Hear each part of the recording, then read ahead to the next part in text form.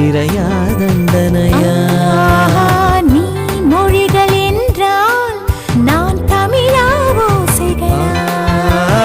நீ புதுவை என்றால் நான் பாரதியா பாரதிதாசனா? நீ